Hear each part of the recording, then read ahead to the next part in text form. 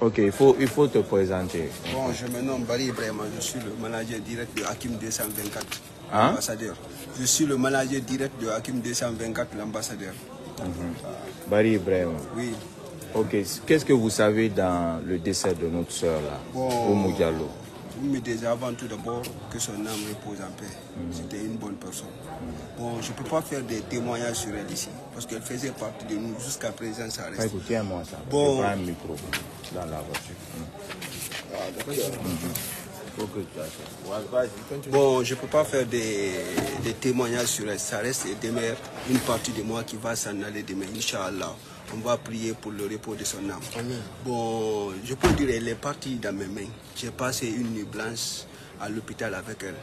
On a souffert pendant presque 72 heures, 3 jours. À 3 jours de cela, avant le match, le Sénégal et la Guinée, elle se portait très bien. On a effectué le tournage ensemble concernant les vidéos du match Sénégal-Guinée. Bon, après le... Vas-y. Bon, après le match Sénégal-Guinée maintenant, c'est le lendemain, elle ne se portait pas bien. Toute la nuit, elle ne dormait pas. Hakim m'a réveillé vers 6 h du matin. Soit disant, Manad, il faut que tu viennes apporter à l'hôpital. Bon, pour moi, c'est juste des maladies passagères comme ça, des maladies qui vont pas. Bon, en venant, je suis venu la trouver ici. Elle ne se portait pas du tout bien. Elle avait des maux de ventre très intenses. On a été à l'hôpital. Bon, mais elle ne pouvait pas manger aussi, elle ne pouvait pas s'arrêter. Elle faisait que des mouvements, elle hurlait un peu partout. Chaque fois, maintenant, j'ai mal. Bon, arrivé à l'hôpital, on a fait des perfusions pour elle, on l'a donné des calmants, beaucoup de calmants, mais ça n'allait pas. On nous a demandé de faire une échographie. Mais après l'échographie, maintenant, le médecin m'a appelé au bureau, soi-disant, c'est son pancréas qui s'est percé. Elle ne doit pas manger ni boire. Après, il faut une opération pour réparer ça. Elle me dit carrément, vous devez l'amener dans un hôpital ici, ou bien une clinique privée, dans l'urgence. Il faut qu'on l'opère. Sinon, avec ces mots-là, elle ne pourra pas supporter. Waouh. Bon, après, directement, le médecin a appelé ses collègues, beaucoup d'hôpitaux. Il n'y avait pas d'espace, il n'y avait pas d'espace pour elle, quoi. Il y avait Dalal Jam qui est là. On nous a conduits là-bas. Arrivé là-bas, le médecin a vu l'échographie. Le médecin a dit, je vais appeler un spécialiste. Mais déjà, j'ai appelé le spécialiste, je l'ai amené l'échographie. Demain, il doit être là à 9 h du matin. Il doit être là à 9 h du matin. Bon, mais avant d'être là à 9 h, il faut qu'on essaie de la préparer pour l'opération. Le médecin m'a dit ça carrément. Maintenant, on est parti acheter des médicaux, plus de 800 000 et quelques comme ça. Parce qu'à chaque 5 minutes, on écrivait des médicaments d'ordonnance, beaucoup. Juste pour calmer, quoi. Après, le médecin m'a appelé. Soi-disant, ses organes étaient faibles, quoi. Il faut qu'on prépare ça très bien. Parce que sinon, il faut qu'on la prépare pour l'opération. Ses organes sont faibles. Bon, on est resté dans ça vers 6 h, 7 h, 8 h du matin. J'ai appelé le médecin. C'est comment est l'opération. Le médecin me dit carrément jusqu'à présent, ses organes sont faibles. On ne peut pas prendre un risque de l'opérer. S'il y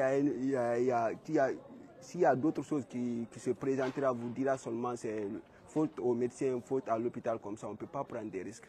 Bon, on est resté dans ça vers 12 h et quelques. Elle a eu un arrêt cardiaque. Bon, on l'a fait rentrer dans l'urgence, c'était devant moi. Après l'urgence, maintenant, le médecin est sorti. Elle m'a dit, alhamdoulilah, plus de peur que du mal. On l'a réanimé, maintenant elle est en vie. On m'a dit, maintenant, on m'a écrit beaucoup de médicaments, je suis parti acheter. On m'a dit, il faut qu'on essaie de la scanner aussi, voir réellement s'il faut une opération ou bien un traitement pour ça. Bon, c'est après ça, maintenant, on m'a appelé vers 14 h 58 comme ça, quoi, pour m'annoncer le décès. Mais après le décès, maintenant, il y a des rumeurs qui courent partout. J'ai reçu même des appels soi-disant comme ça.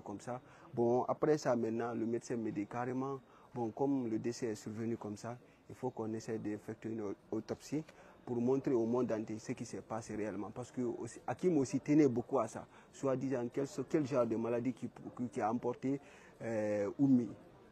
Bon, maintenant, on a été à l'hôpital aujourd'hui et à la gendarmerie. Maintenant, l'autopsie est sortie, le résultat est là. C'est comme ce que le médecin m'avait dit. L'autopsie nous a dit que le pancréas est percé. C'est pour cela qu'on l'avait interdit de manger et de boire.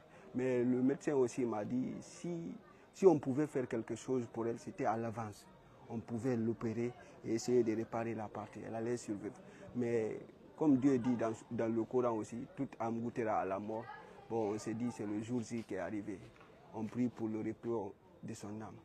Bon, on essaie d'appeler tout le monde aussi, pour les croyants. Parce qu'il y a d'autres personnes aussi qui ne sont pas croyants. Mais les personnes qui sont carrément croyants, soit musulmans ou chrétiens aussi, tous les fans, toutes les personnes, voilà, de Hakim 224 et d'autres personnes aussi, de prier pour le repos de son âme. Une bonne personne est partie à jamais et elle restera à jamais dans nos cœurs. Que son âme repose en paix. Amen. Donc,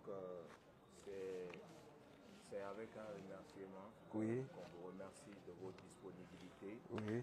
D'abord pour nous, pour le peuple de Guinée, et que, voilà, et que les gens arrêtent de spéculer autour de ça.